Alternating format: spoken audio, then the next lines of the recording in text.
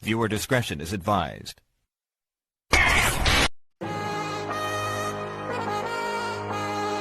Welcome to Heel Shit.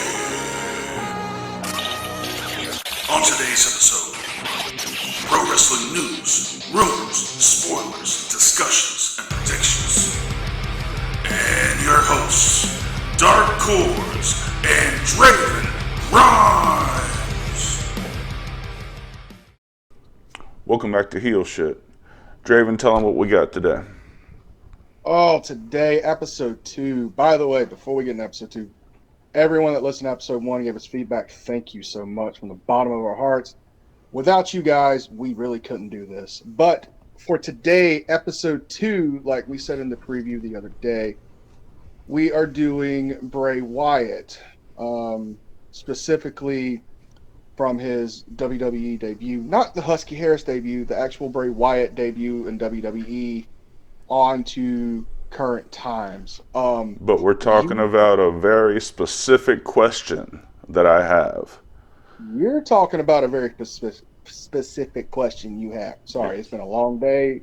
We're filming late at night, so I do apologize if I start stuttering at times. Please forgive me. But you wanted to talk about a very specific question. I just wanted to talk more or less about the career of Bray Wyatt and everybody he's worked with. You wanted to bring up the fact that nobody, almost nobody. You good now? You good? Okay, awesome. Nobody comes out better out of a feud than Bray Wyatt. But there are no. But I found one, at least one that you cannot disagree with me on, and we'll get to it later on. The question is Bray Wyatt the ultimate push killer? That is the question. Is Bray Wyatt the ultimate push killer? Now, before we get into this, guys, do us a huge favor. If you can like and subscribe to this channel, or if you're on one of the podcast networks, just like the podcast, we would greatly appreciate it. And just let everybody know, we are on Spotify, Pandora, Stitcher, Apple Music, Google Music, YouTube, Instagram. I believe you got Twitter going now, and soon to be Facebook. At some point, we'll even get AOL, MySpace, Yahoo, whatever we got to get going. We'll have smoke flares going on at some point. That's right. For Heel Shit Podcast. So, I guess it stems from not so much, and that's why when I originally posed this to you, it was from the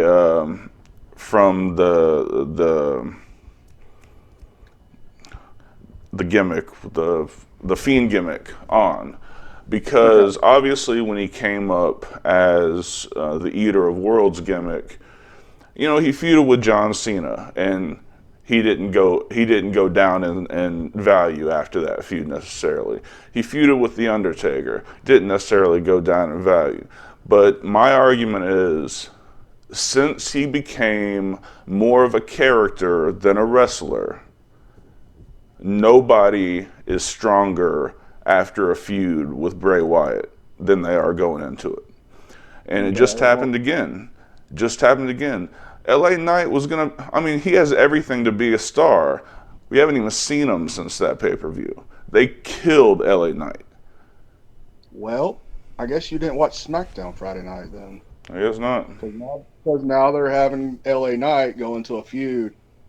I can't tell if they're going to go into it with just straight up New Day, or they're just going to have it with Kofi Kingston in particular. But them two had a war of words before LA Knight's match on Friday Night SmackDown. So your boy needs to look on SmackDown if you want to see some LA Knight shit. Yeah, maybe I do. But still, Kofi Kingston's a world champion. He just got squashed by a guy who hasn't wrestled in 2 years. How is he matching up? Like, how is it believable that he's now going to go on a tear after losing embarrassingly like that? Well, to be fair, I know the Canadian / American / Mexicano people know Bray was going to win his return match.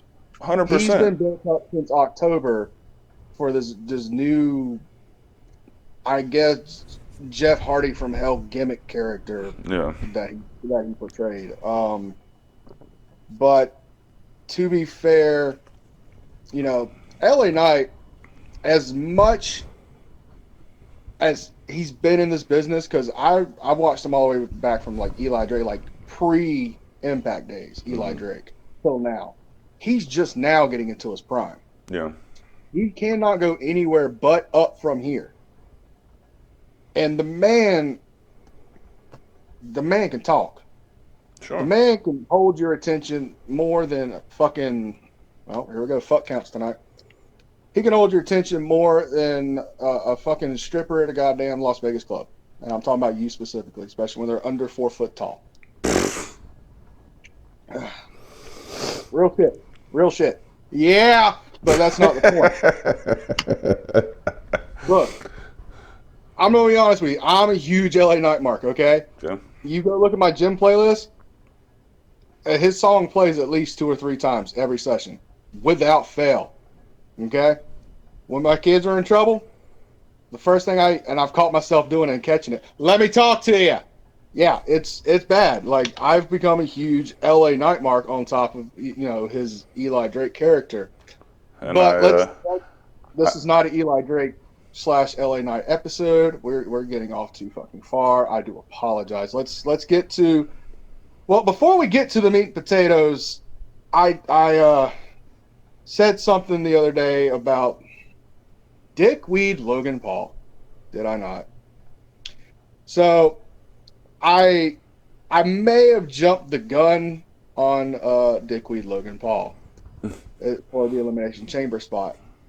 And that's my fault. I do apologize entirely. Did I mean everything I said? Yes, absolutely. Fuck Logan Paul, okay? He's a piece of shit. But furthermore, whoever fucking wrote that script, whoever produced that match, whoever even had the idea for that spot to happen, can go eat a bag of dicks and die. Fuck them. They ruined a perfectly good fucking match. And I'm not going to get on a tangent for another, 15, 20 minutes on a fuck Logan Paul tangent. But just a simple fact that somebody had the balls to even have this idea, to put it on a piece of paper, to send it to creative, for creative to say yes and have Logan Paul go do that bullshit. It made no sense. And it didn't even make any more sense when we watched Monday Night Raw and they mentioned it maybe twice in 3 fucking hours. Like, you already killed the whole fucking thing before it even started because you're not even building it up. Why wasn't Logan Paul at Raw? Why didn't they have an altercation? Why wouldn't even via satellite like we are right now? Right. Makes no sense. And I'm not going to get any more. But fuck Logan Paul. Fuck the writers. Fuck creative. I'm sorry, Hunter. You are a god to me. But fuck you for allowing this to happen. I'm good. I'm good. We can move on. Today's Bray topic. Wyatt. Bray Wyatt. Talking about Bray Wyatt. Here we are about 10, 15 minutes into the show, and we're just now getting into it. Okay, Bray so Wyatt. Is he the ultimate push killer? What say you? I say no, but there's buts there. You're 100% yes on this, without fail, and there's a big argument to it, right? But let's go back to the build up of The Fiend. Let's go back to the first 4 episodes of Firefly Funhouse, right? You remember this? Bray was just doing generic bullshit Mr. Roger from Hell promos. It was entertaining as hell. Loved them. Especially when they had the Paul Heyman War shit. That was fucking great. Good shit. And then episode 4 hit. And then they had the first glimpse of The Fiend. Right? And that 30 seconds of footage of The Fiend doing Twinkle Twinkle Little Star ran rampant on all social media. Facebook, Instagram, Twitter, YouTube. I even got an email about it from my old Yahoo account, which was not you. WWE was not subscribed to my Yahoo account, and somehow I got an email from them. Okay? So it was a big fucking deal.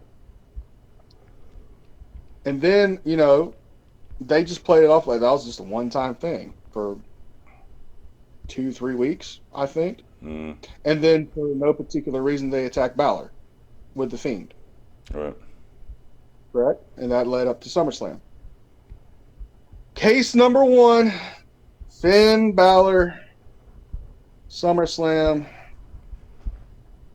We all knew that was going to be a squash match. That was just a reemergence of a character. And when it comes to Finn, you're going to say he got buried. I'm going to have to agree with you there. What were your thoughts on that? I mean, I told you there's one. I don't think that we can.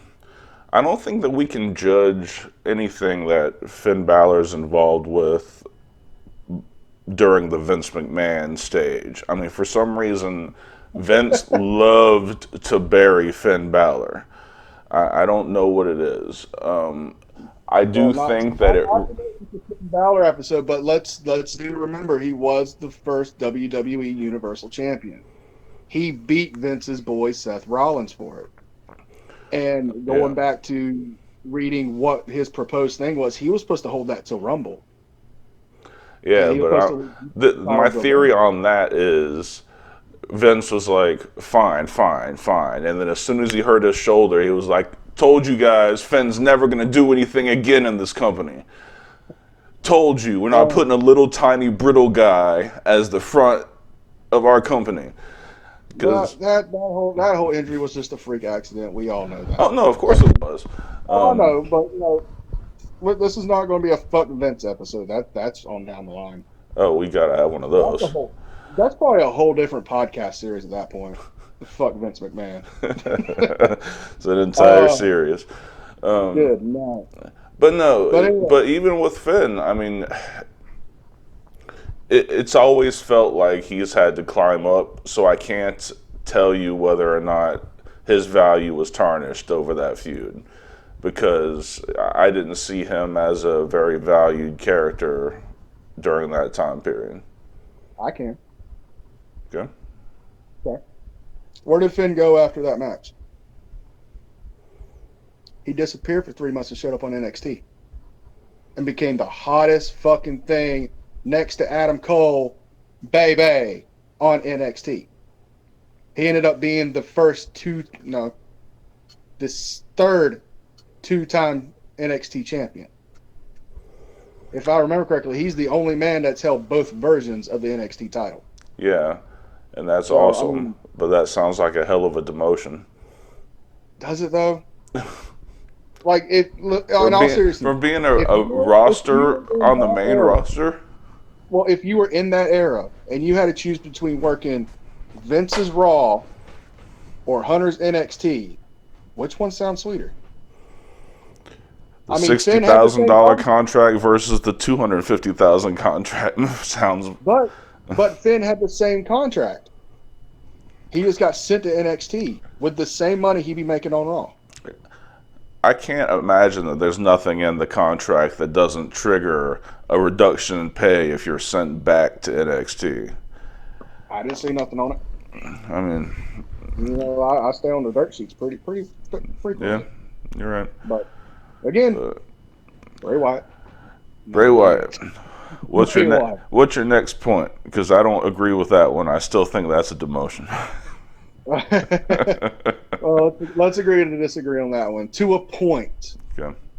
I get it, third brand, smaller audience, but he had more of an impact in NXT. Can we agree on that? Yeah. At least. Okay. So, where do we go from here? Let's see. You might have the notes pulled up before I do. I got to pull them up right quick. Well, let's just talk about the memorable feuds during the Fiend era. Okay, so the first one. So you bring up one.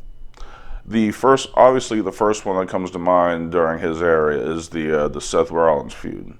Oh my God. And that the first thing that comes up is that god awful Hell in a Cell. I don't know what the hell was going on. I mean, they ran the risk of thank God Seth was in a position that he was in, and it'd take a hell of a lot more to tarnish him. But I mean, if that debacle was some new guy, and that was how he was brought in to be cannon fodder for a Fiend nightmare, I mean, Look, to be fair, and I don't know how you feel about this, that whole feud was the beginning of the downfall for the Fiend character, in my opinion. Okay, because where do we go from Seth? We had, what was it, two or three matches with him that ended with that what has been rated the worst Hell in a Cell match in the history of WWE / Mankind. I mean, for fuck's sake, let's be real. Seth took a legitimate fucking propped sledgehammer and bashed Bray in the head with it, right? What happened 5 minutes later? He's up like nothing happened, pulling out a carnival-style fucking anvil hammer, trying to fucking play whack-a-mole with Seth fucking Rollins. It was... How does Corny put it? It was outlaw mud show bullshit. Yep. In my opinion. So, I personally think it did kind of... It did start to leave a bad taste in my mouth when it came to Seth. Of course, it was also around that time he started like tweaking the character to start that Messiah shit. Yeah. But that was corny as fuck. I'm sorry. No, it really was. Then the next biggest feud, which is best described as discombobulated, was the feud with Randy Orton. But it wasn't. I feel that was more of a feud with Alexa Bliss than fucking The Fiend. There was more interaction between Alexa and Randy than there was. I'm having trouble hearing. Can you say that again? I said Randy, not you. I'm sorry, my Alexa's fucking... I'm not sure. Shut up. We're live, folks. Anything can happen. But I just felt like Bliss had more integration into that than Bray actually did. Like, Alexa was leading that, and Bray was more like, and no disrespect, he was more like the Devon to Bubba Ray. You get what I'm saying? I suppose, but I mean, you still had...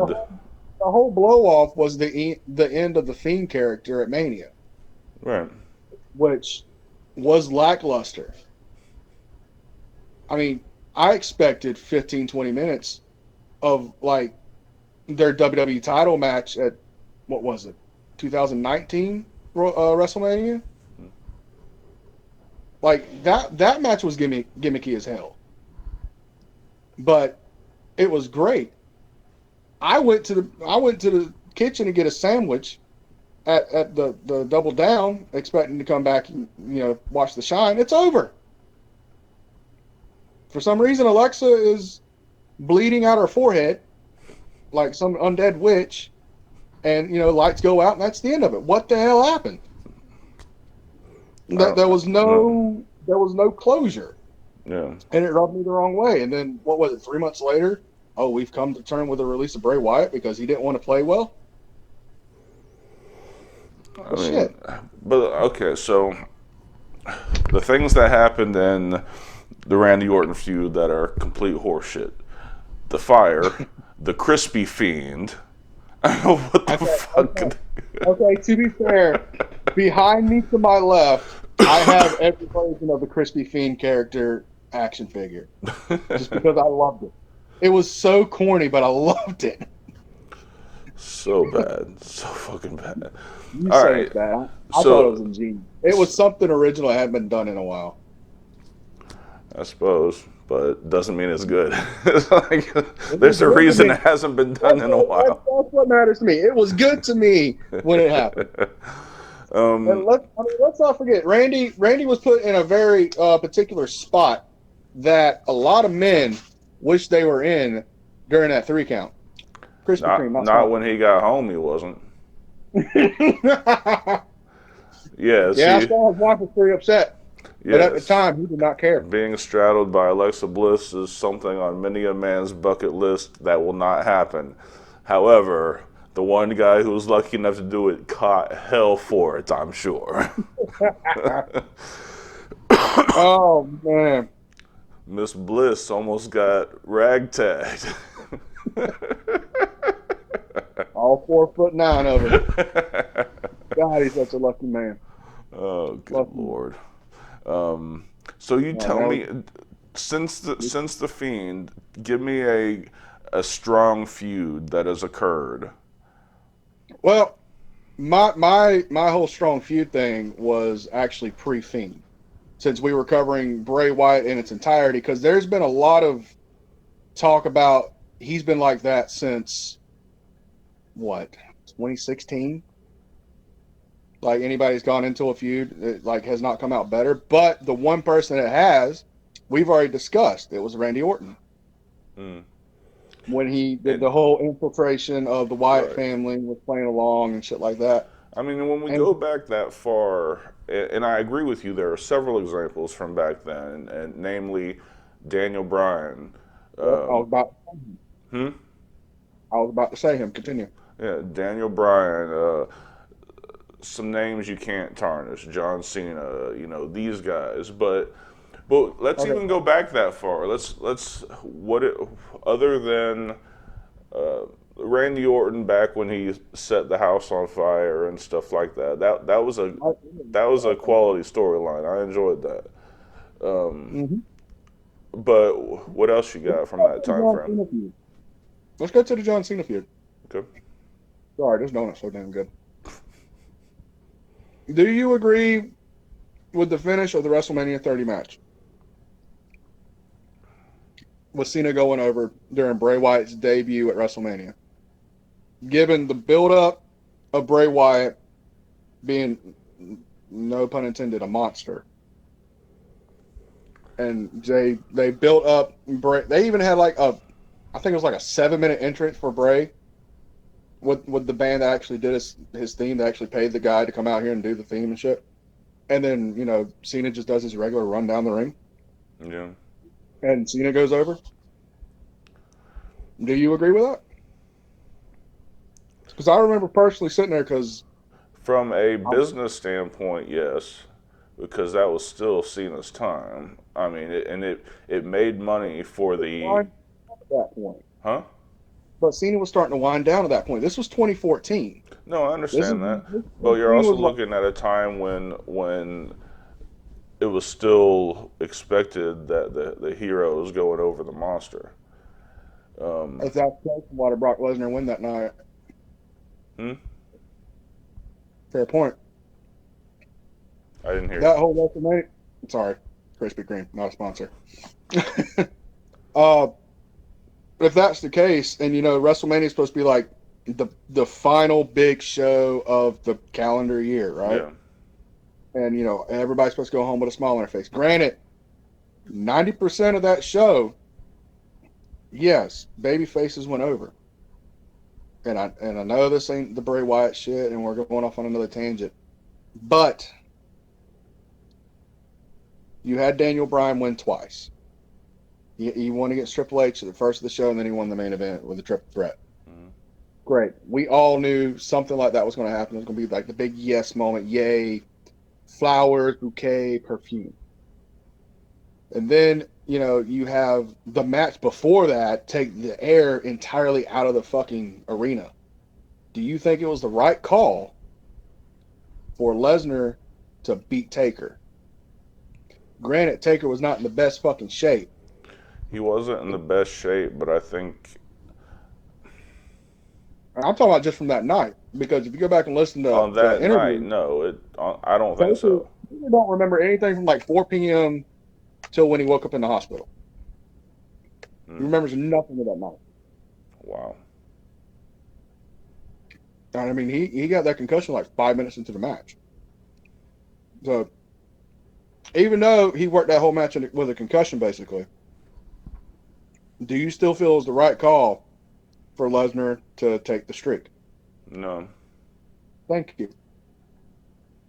But if WrestleMania is supposed to be this big thing, And from a business standpoint, all your baby faces need to go over. There's your argument right there. Why the fuck did Lesnar win? Lesnar was the biggest heel of them all right there, next to the Authority. But I mean, there were like little glimpses of the Authority, working with Lesnar and shit. Oh my God, so good. I mean, I don't really have a counter to that. Thank you. Thank you. So, the whole John Cena thing with Bray Wyatt. Even from a business standpoint, I didn't agree with the fact that he should have went over. Now, granted, it did go into like, what was it, Extreme Rules the month after, where they did like a no DQ match or whatever they call it. And that's where Bray got his win. But why couldn't Bray get the win there at Mania? Have that notch in his belt? Because Cena's had so many victories at WrestleMania prior to that show. Give Bray that win and then have Cena have the redemption at the following show. And then I don't know how the storyline was going to continue on from there, but then have the massive blow off at SummerSlam. Build it up further. Yeah. You kind of killed what could have been a 4 to 5 month story by just letting the wrong person go over, in my opinion. No, I mean, you never know what that win could have done for him, for the character. I just yanked my mic out of here. But you never know what that win could have done, what could have changed history. I mean, obviously that was during the Super Cena time where everyone was expecting the golden shovel to always come through. So maybe it would have been. I did the same thing. Smarter. Yeah. You have got me thinking on that one. Okay, let's go to another feud. Pre-Fiend. Let's talk about the feud between the Wyatts and the Shield. Okay. Shield came out better because of that feud. Yeah. I mean, it started at. It was supposed to just be a one-off at Elimination Chamber, and then it just kept going and going and going, and then pretty soon, they're at fucking war with each other. And this was 2013. I want to say. No, it was 2014. So this was before the whole Cena debacle. So it started about Rumble time, then it built to the Elimination Chamber, then they had a blow off after as a side story with Cena. Yeah, because they switched baby faces, and this was right before the whole Evolution thing, if I remember correctly. God, I know so much wrestling stuff. Anyway, Shield came out better for that. Yeah. Seth was a better superstar. Dean was more of a badass. Roman was the poster child of the Shield. Mm-hmm. So, I mean, one up there. Yeah. Let's continue on. Kane and Taker. Right? They had that whole feud where the Wyatts basically destroyed the Brothers of Destruction, and they had the massive comeback, and they had the feel-good moment at the end. And we all know Taker does not need the rub, nor does Kane. Needs that rub to be better. They're like, and you know me, and you know my feelings on Taker. Like, that man is God in professional wrestling, as far as I'm concerned. He did not need to take that win. They could have just let the Wyatts bury him, and that'd been the end of it. But Kane and Taker as a tag team came out better because of that, and that was in 2015. So I kind of get where you're going with the whole Fiend on thing, but before Fiend, a lot of people came out better because of Bray Wyatt, because of Brody Lee, because of Eric Rowan. Eric Harper. Jesus Christ, I'm tired. And let's go even further. AJ Styles.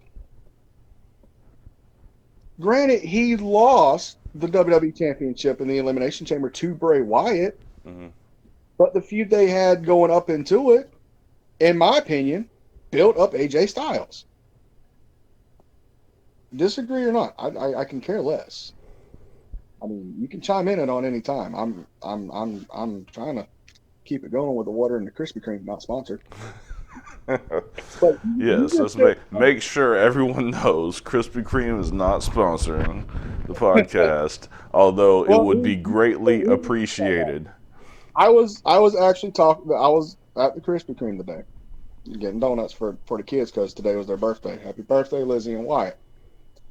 And the district manager was there, and I was like, "Fuck it, I'm gonna go talk to him for a second." And so I went over and talked to him, and I was like, "What would it take for Krispy Kreme to do sponsorships?" And I had to have so many views, so many dollars. You know the whole deal. But they said, in your best interest, if you say our name on air and you don't want to get sued, say something along the lines of "We're not sponsoring you." So anytime I say that name, not a sponsor, just to cover us. That's Yes. coming from a district manager of the company. So to respect them, I'm following them. But delicious donuts, guys, love you. I mean, y'all got like $50 out of me today, so I can't say too much, except not a sponsor.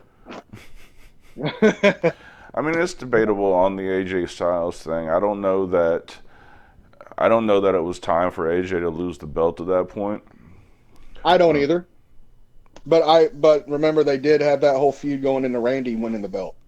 But I don't think, because Randy was babyface and AJ was babyface at the time, they needed, I guess you can call it, a transitional champion. And So. in that particular chamber match, it was nothing but mid-carders. And at the time, it kind of felt right for Bray to get it. He needed that accolade. So why not give it to Bray, even if it was just for a month? Because he lost to Randy the next month at WrestleMania in that first WrestleMania match that I was telling you about. Right. So I think we can agree that. See, I don't think you'll even agree to this, but to me it sounds like from the Fiend on, I'm correct.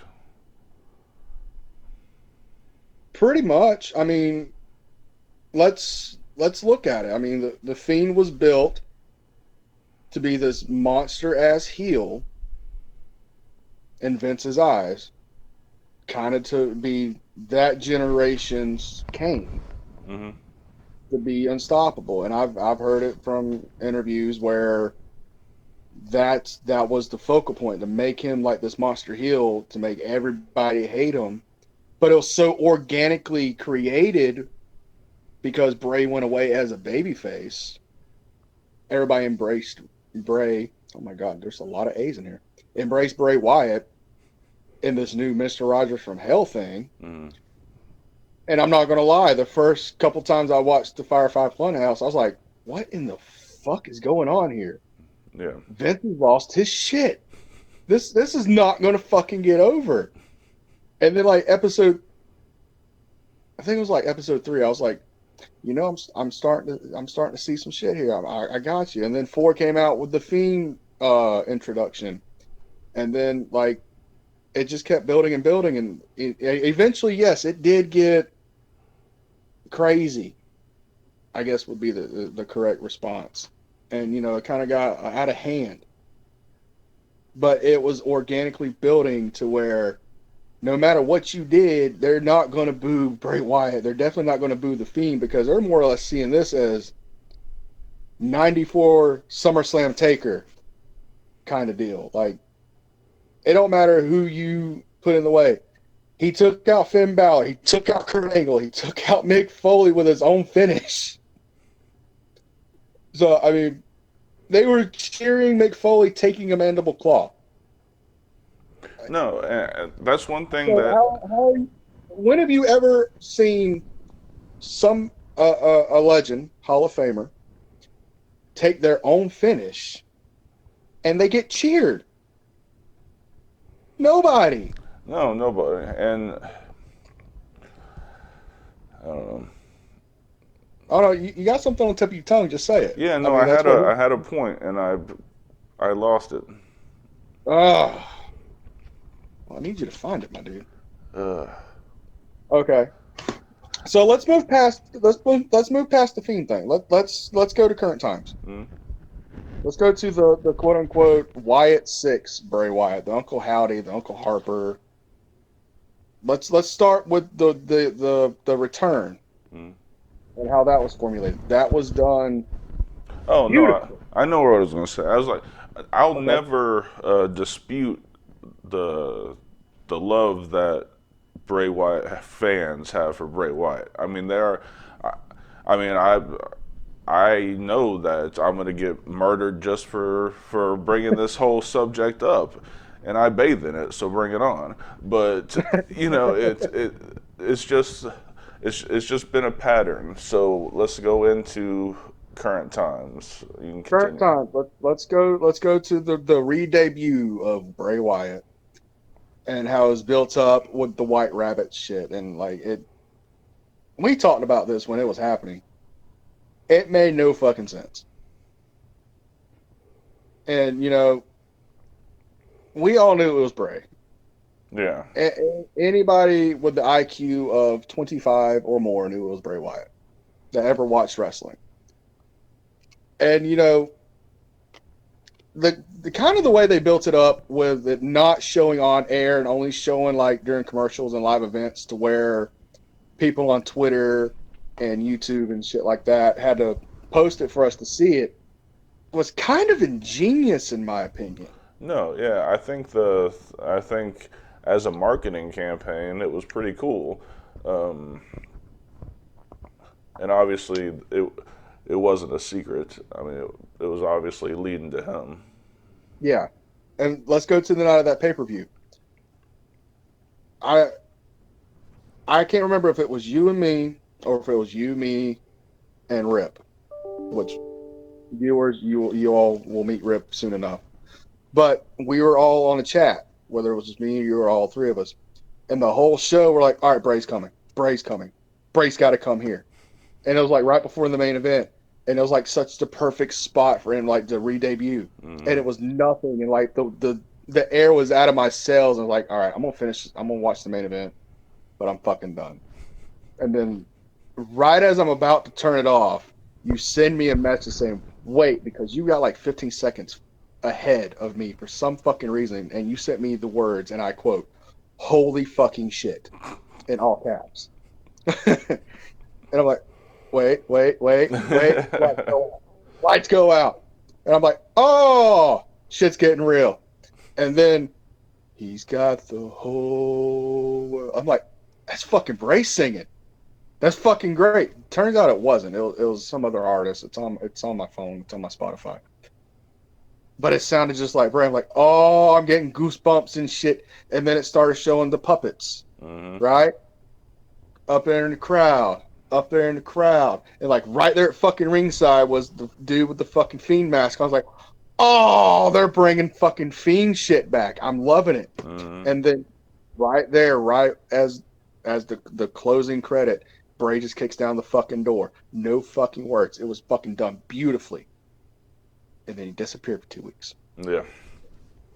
And then, he came out on SmackDown that episode. And if that promo felt so real Right. up to fucking Uncle Howdy. Excuse me. Fucking Bo Dallas. Whatever the fuck you want to call him. And, We're not spoiling anything for you guys, right? Like you all know it's Bo Dallas, right? Like, well, if not, spoiler alert, Uncle Howdy's Bo fucking Dallas. It's his baby brother. So that whole debacle, and you immediately shit on it, and you can't lie. You immediately shit. It's like, I don't fucking get it. I don't like it. Fuck this. I'm like, hold on. Bray has creative now. Let's just see where this goes. Give it a couple weeks and see where this goes. And then a couple weeks go by, and he's still doing the apologetic thing, and then he's just, the random shit on the Titan. I'm like, okay, I'm still trying here, and you're just like, fuck this, I'm done. It's like, no, I will fucking keep watching this just to see. And then it's the fucking whole thing of Bray becomes fucking bipolar for hmm. fucking. Like he's having random interviews, and then he just starts headbutting people Right. and fucking punching them and kicking them and losing his shit. And then like right after, he's like, "I'm fine. What happened?" Like it made no fucking sense. And then the fucking actual debut of fucking Uncle Howdy. And that's when the whole LA Knight shit started. And then fucking Uncle Howdy, Bo Dallas, fucking gives him a fucking Sister Abigail. Still no fucking response to that. Still don't know what the fuck that was about. That's like if we're on a show, right? And you're out there working one-on-one. And I'm coming out there. Everybody knows I'm with you, right? I get in the ring, and then bam, just like that, I hit you with fucking dead to rights. Everybody's like, what the fuck just happened? And you walk right? out. Walk out, say nothing. Next show, we're standing side by side like nothing happened. It made no sense. It still makes no sense. No explanation. Nothing. Just. And then they start promoting this pitch black match, and I'm like, okay, that's gonna be a fucking cinematic match, like the Boneyard match. Like it fucking should have been. Yeah. It's God. That was now for what it's worth. We'll get to that match in a minute, but I don't know. It kept feeling gimmicky and shit, and then Bray started having these fucking like little hallucination things, and then on Raw at the same time, fucking Uncle Howdy's fucking with Bliss. Yeah. And they're still like that stopped. Like we still don't. Fucking month and a half, like 6 weeks, and then out of nowhere it stopped. Uncle Howdy shows up right before she eats a KOD, hits Bianca with a DDT on, I think it was a chair or on the concrete. And then after that, there's no more Uncle Howdy on Raw. There's no more Uncle Howdy in the Bliss storyline. There's nothing. Like, it just stops. Yeah, there's no cohesion between. Mind fuckery. It's complete mind fucking me. I want to know where that was going. And then, they keep building it up for Raw is XXX, Raw is 30, whatever you want to call it. And then, Raw is porn. Raw is porn. Oh my God. And we'll get into that tweet that I saw after I get done getting my point out. LA Knight's out there building up the match as a heel should. But at this point, I'm still trying to figure out who the heels and who's the babyface because I want to cheer both of them because he just came off this Max Dupree monkey shit. Yeah.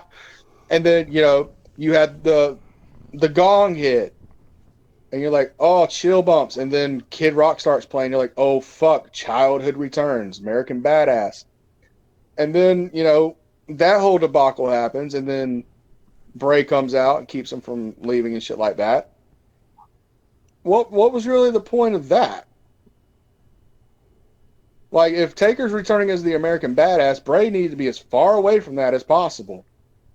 Now, if it was like Deadman Taker, passing the torch to Bray Wyatt, one supernatural gimmick to another, different story. I've been good with it. But it made no sense to me that American Badass Taker passed the torch to Bray fucking Wyatt when Bray's still doing the supernatural shit. Right. Now, if this was Bray Wyatt 2016,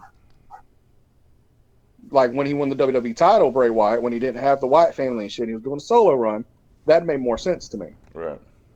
Granted, I can't be picky, and this ain't my GM mode yet. But anyway, let's go to that tweet real quick before I lose it. I think I sent it to you. It was a mom up in Ottawa, Canada, and she sent the tweet out to Triple H, Stephanie McMahon, and she tagged a couple other major people, and then the WWE official Twitter page. And she says, I cannot condone my children watching Raw is XXX. And she did the hashtag Raw is XXX. How dare you have my children watch something of such graphic nature? Woman, did you not grow up with Raw is War? Sable's titties were out every week. I mean, there was more ass on my fucking TV at 8 years old than there is now when I'm 33. Oh yeah. Let's be fucking real. Serious. I mean, you got degenerate white boys out there going blackface, telling people to suck it, making fun of, the nation. You got this bald ass redneck that's drunk as hell every week on your TV telling his boss to basically fuck off and throw middle fingers and beat anybody of management or higher. You got some dude that dresses like Darth fucking Vader or Darth Sidious or whatever, kidnapping the boss's daughter, trying to forcefully marry/rape him.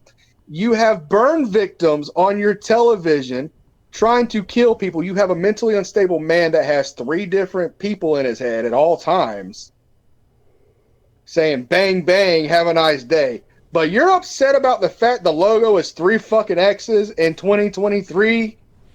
You fucking snowflake.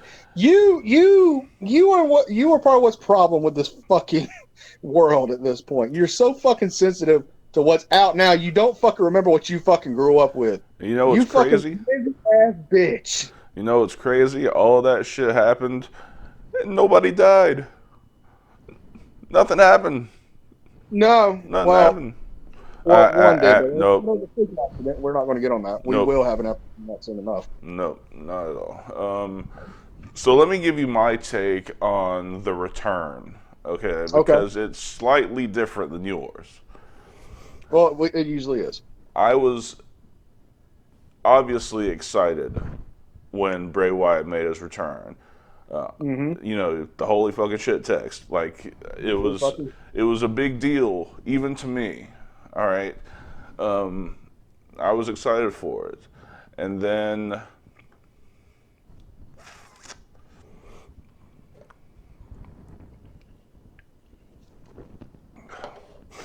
we waited.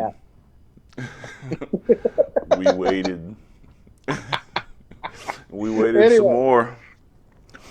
And then 3 hours later. And then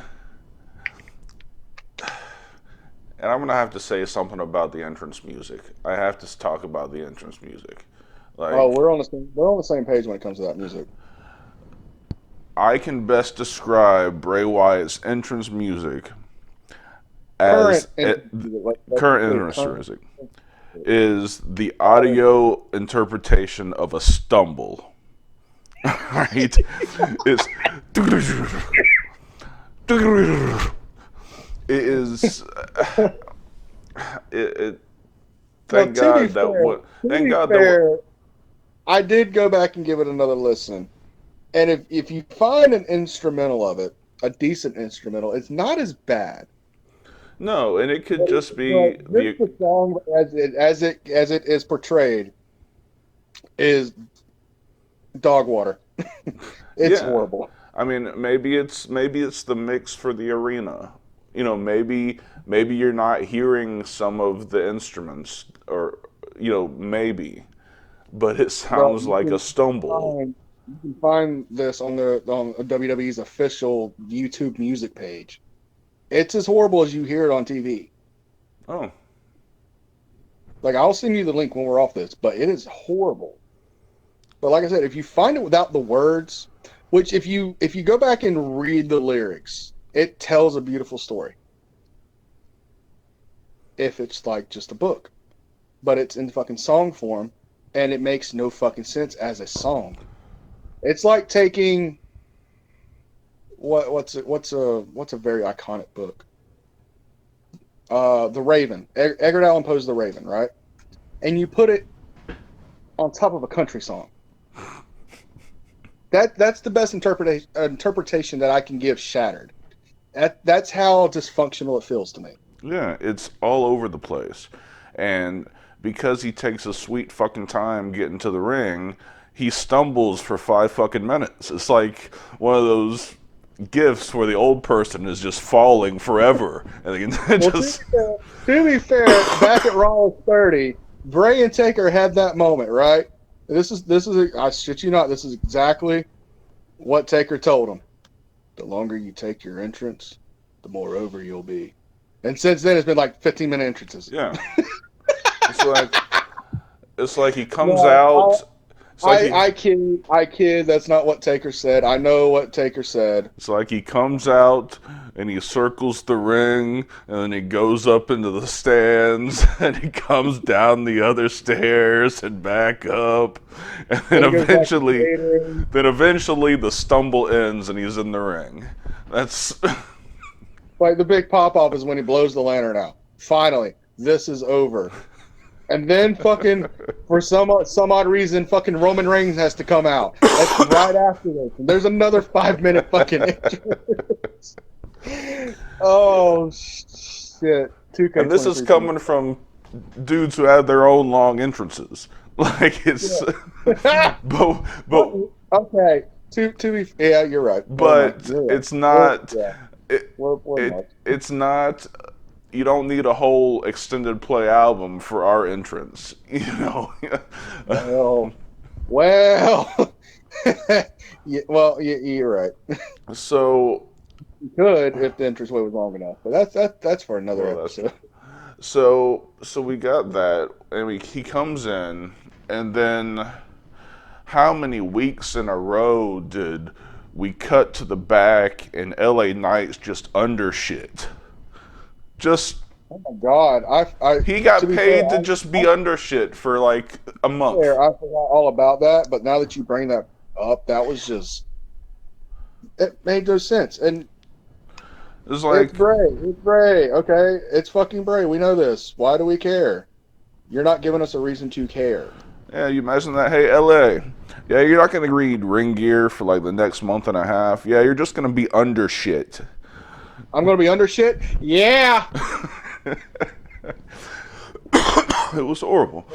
And then... If we're talking LA Knight, I'm going to use his catchphrases. I don't give a shit.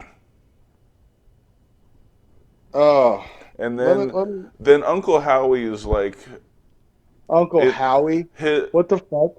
What's his name? Uncle Howdy. Oh, you said Uncle Howie like Hungry Howie's, not a sponsor.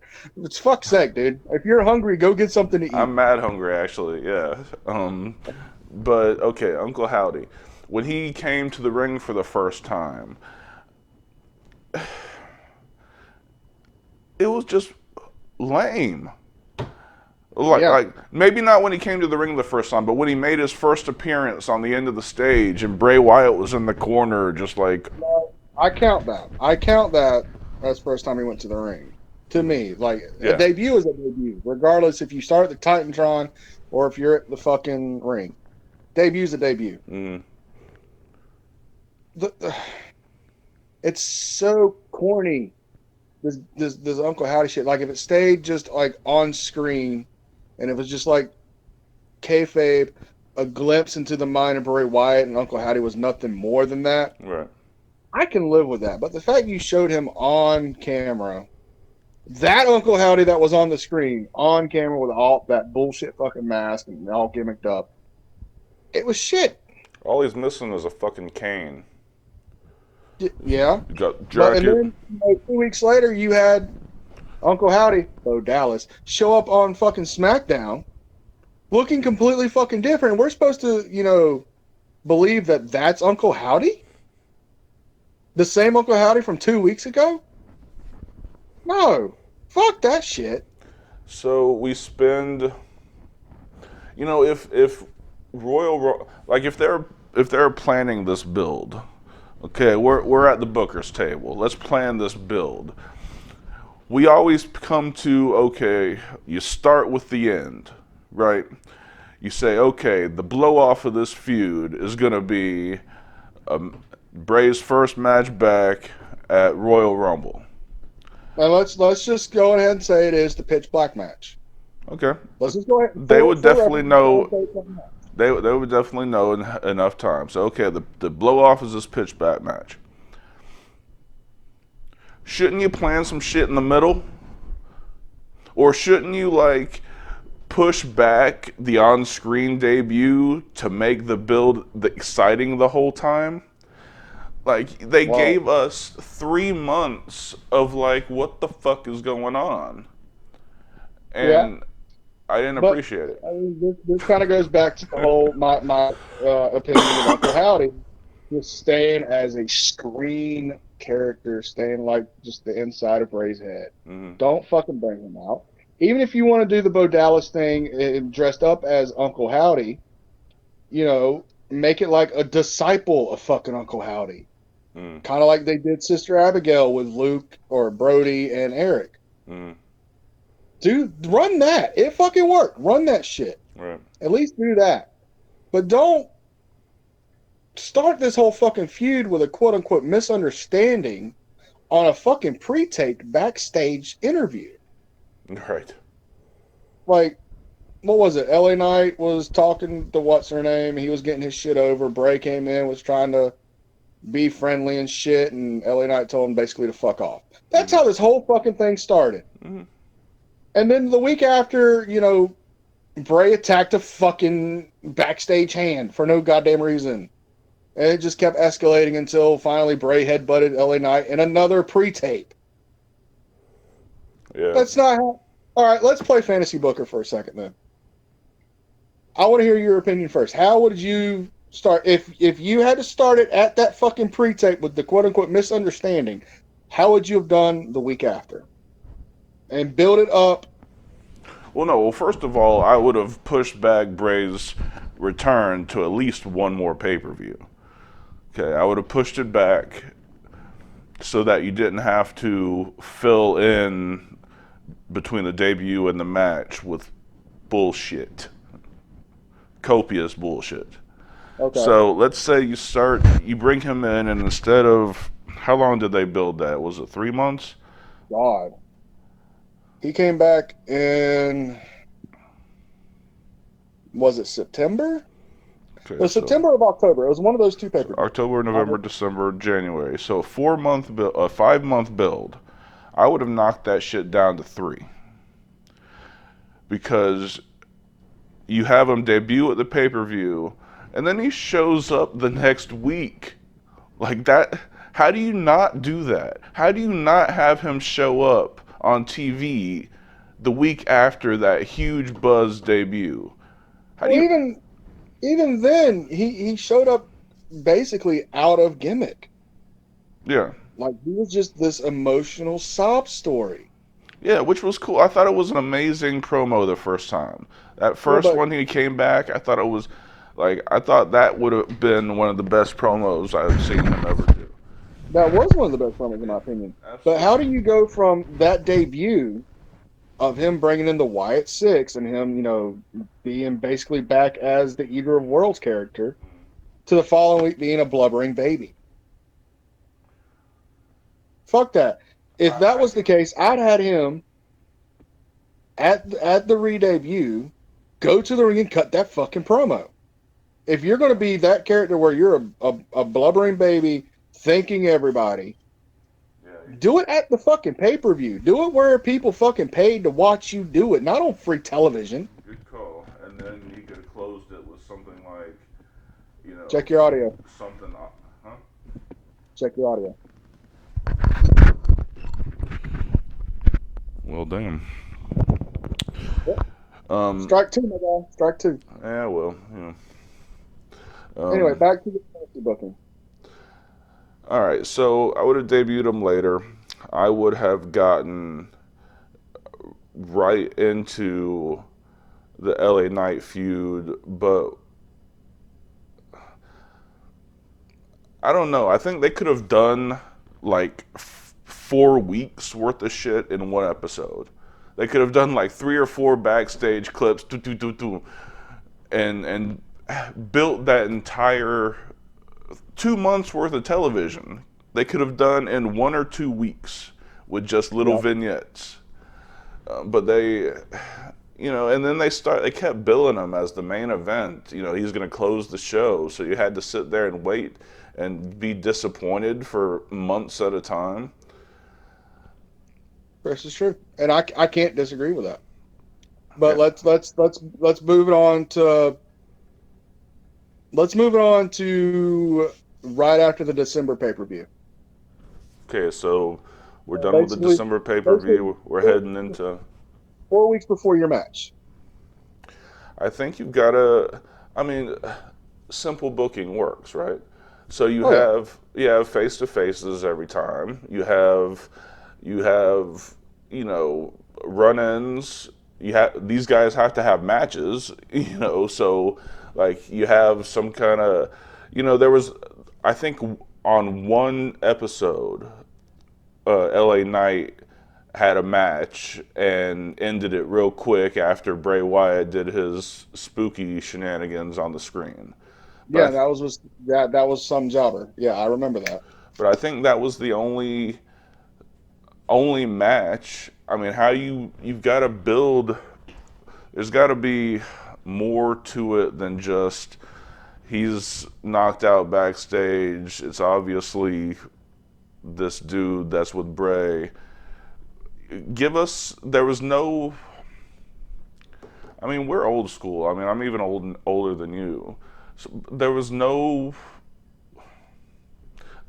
heat and no build. It was like it fell flat on every situation, and I don't know what would have made it better during some of that time, other than Okay. picking up the pace. And Okay. maybe So that was it. Maybe that was it. all right, let me take the book for a second then. I don't re-debut him until War Games. One of the big four. Okay. Of course, the main event, that can't change. It's the whole Sami Zayn, Kevin Owens bloodline thing at that time. Won't fuck with that at all. No. Okay? Have LA Knight have some bullshit feud, say with fucking like Ricochet or one of the big card baby faces. Started at the pay-per-view that Bray did re-debut, right? Officially. And have LA Knight and Ricochet, work tag team matches against each other, shit like that, up to that pay-per-view.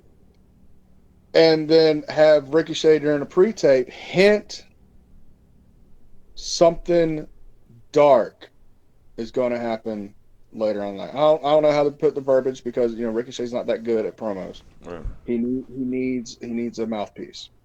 But have Ricochet say something, try to spook out LA Knight. Have LA Knight go over on Ricochet, obviously. And if we got to use that god awful fucking music, which if it was me, I would not. I would go back to the OG shit. Just that guitar and that's it. That's where I'd have Bray re-debut. If he wants to do the Wyatt 6 shit, cool. But you're coming out with that old music. It's just goosebumps. I get goosebumps every time I think about it and every time I hear it. Brings back so many great memories. Have them have the face-to-face there. Right? Lights are out. The only light is from the fucking lantern. Bray, LA Knight face-to-face. LA Knight runs scared. Have Bray look at it and say, I'm here. Blow out the fucking thing. Cut to a pre-tape. That's how you re-debut Bray Wyatt. Everybody's in fucking shock. You go on to the fucking main event or whatever the next match would be. I'd put that at the end of hour 1 of the pay-per-view. And then have a post-match of LA Knight just grabbing his shit. He's still in his wrestling gear, still in his trunks. Grabbing his shit and just running out to his rental car. Right? He's blowing off the announcer. I don't want to talk about it. Fuck this. I'm out. He opens up the back of the rental car. Smoke. What's in the back of the rental car? The fucking lantern. He loses his shit. He just runs off. That's all you see. Okay? You have LA Knight go on SmackDown for 2 or 3 weeks, do squash matches. Okay? After every match, oh, fuck Bray Wyatt. He's just trying to take my limelight. I'm the biggest, baddest guy on SmackDown. Nobody can touch me. Yeah. And that's it. Tease the shit. But at the end of the 3rd time he does that, have a fucking pre-tape shoot. If it has to be fucking Uncle Howdy, so be it. But if it was me, I would try to bring back 2016 Bray Wyatt because that's what was fucking over. Have him do one of his little stories. Mm-hmm. Okay? If you got to mix the Fiend into it for the kids to buy more shit, cool, awesome, do it. Because you don't know which version of Bray Wyatt you're going to have. But say Royal Rumble, I'll be back. But you don't know which one of me is coming back, right? Nothing for 2 or 3 weeks. Have fucking LA Knight run fucking scared like he was. Don't do the backstage shenanigans with shit randomly falling on him as he's trying to take a nap on the goddamn floor. Fuck that shit. That was fucking corny as hell. It's like you said. We're old school. We go with the moniker KISS. Keep it simple, stupid. Right? Mm-hmm. I would have built that up to Royal Rumble, to the Pitch Black match, the way they built Kane and Taker at WrestleMania 20. Sparingly using Taker. Right. Kane built up the whole fucking feud by himself from fucking Rumble to Mania. Right. Just for fucking graphics and, the music and the lights. That's it. Kane did all the facials. Kane did all the build-up. Eli Drake, fuck it, that's what I'm going to call him. Eli Drake builds it up like that. You keep showing little pre-tapes. You keep showing the lantern pop up in random places, if it's during pre-tapes or during matches, whatever. And then, let's say, Elimination Chamber. He gets a spot in the Elimination Chamber match. Say he got drafted over to Raw or by some way. And he took, let's say he took Gargano's spot. Right? So he's one of the last 3. Let's make it to where he's one of the last 3, right? Lights go out. Lanterns in the fucking ring. Lights come back on. That's all he sees. Quick roll up. 1, 2, 3. Now he's pissed. I know I said let's book it to Rumble, but I'm going to book it to Mania for you. Eli gets on SmackDown the next night, demands Bray Wyatt show up to SmackDown next week. And that is where Bray Wyatt shows up on TV for the first time. Okay? He's there. And it's the Bray Wyatt that we had on TV. I don't want to call him a just with the jeans and street clothes, right? Yeah, like, I'm here. What do you need? Right. He plays it off like he didn't fucking do it. This version of Bray Wyatt didn't do it. He don't know anything about what's going on. So that leads to LA Knight, Eli Drake, basically throwing a beat down on him. Okay? When he's done with the beat down, lights go out. Lights immediately come back up. Not even 5 seconds later, Bray's gone. Right? Then they do a pre-tape in the back where it shows a guy in a cloak with a Fiend mask on going after Eli Drake as he gets in his car and he leaves. Okay? Now you think it's the Fiend.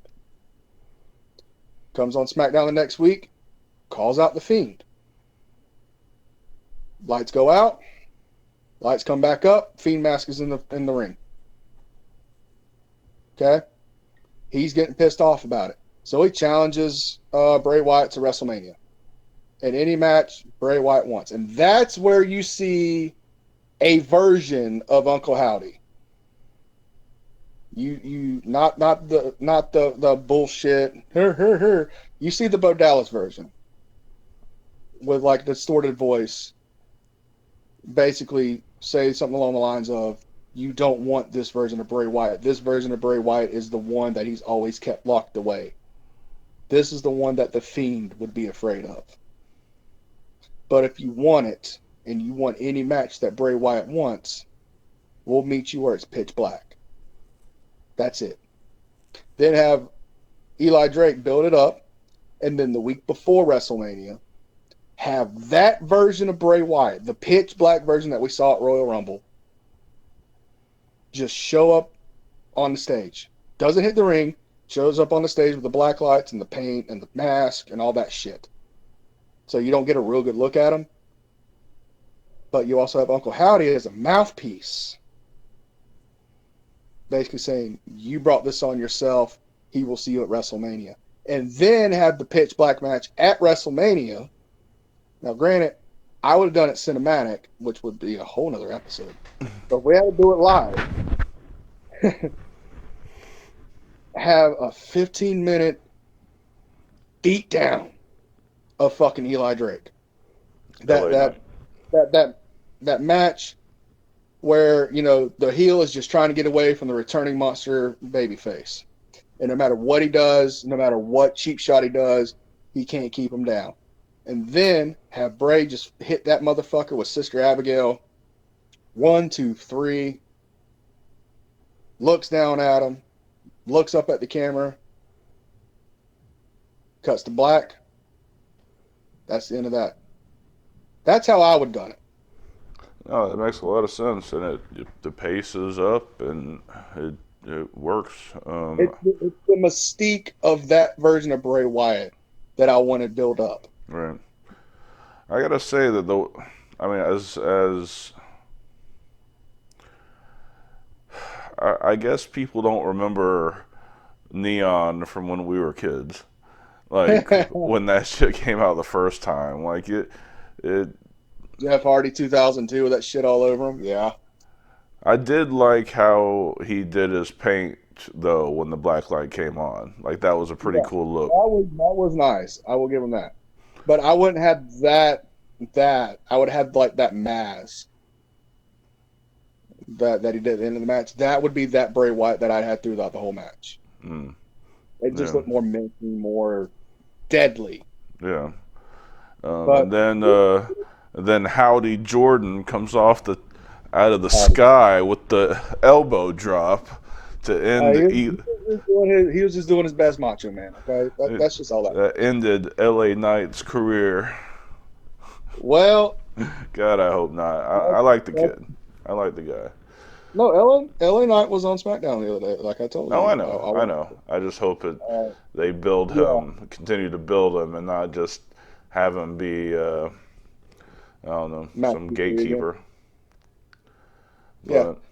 But getting back to the topic at hand today, I know we went on too many tangents, and we're well over our limit for today. Final thoughts. If we're going, in my opinion, if we're going Fiend Bray Wyatt to current as it stands, I have to agree with you. But if we're going from Raw debut to when he lost to Orton before the Fiend character started, I've made arguments. More arguments than I thought I was actually going to make. I thought I was just going to stick with Randy on that one, but you had Daniel Bryan, you had the Shield, and even to a point, Evolution kind of had a little offbeat because of how Shield got raised up from that feud with the Wyatts. So, in my opinion, I didn't think I was going to agree with you, but Fiend current, I agree with you. Raw debut to when Bray disappeared before they rebuilt the Fiend character. There's argument there, and I think that could be an argument for another episode. But like I said, we're running low on time, so let me get your final thoughts on this. First of all, I want to apologize, you guys watching on YouTube. I've got some kind of a eyelash underturned or whatever, so if you see me trying to rub my eye this whole time, it's fucking with me. Oh, I thought this was trying to wipe a tear away from how beautifully I booked that match. It was a thing of beauty. I gotta tell you. I'm almost at a loss for words. But I'd like to say that I think I feel validated in my assertion from the Fiend forward. I think until something changes and a new pattern goes, I think is going to continue to happen until I see otherwise. His entire career, it is up in the air. I mean, he did a lot to build a lot of guys as, the Bayou, Louisiana Bayou character. Eater of Worlds, yep. Yeah. Ladies and gentlemen, thank you for having us for this short time of your day. We do appreciate it. Yes. Coming up next week, As you know, I will be out of state. I will be up in Tennessee doing some personal stuff, but that will not deter us from recording our normal time because I do believe that will be our AEW review. Is it Revolution Revolution? recap. Yep. Revolution review. So be on the lookout for that. We're going to do. We'll probably still have it out on Monday. It'll just be later out on the Monday because that pay-per-view runs Sunday night. Yep. So we'll probably do that first thing Monday morning. We'll have it out Monday afternoon, Tuesday morning at the latest. If it's out Tuesday, we do apologize. We try to keep our schedule as uniform as possible. Is there anything that you want to close out with today, my good man? Yeah, just thank you so much for listening. Like and subscribe. You can find us on wherever you get your podcasts from. Give us a follow. And why do we do this? Because bad guys do heel shit. And we'll see you guys next time.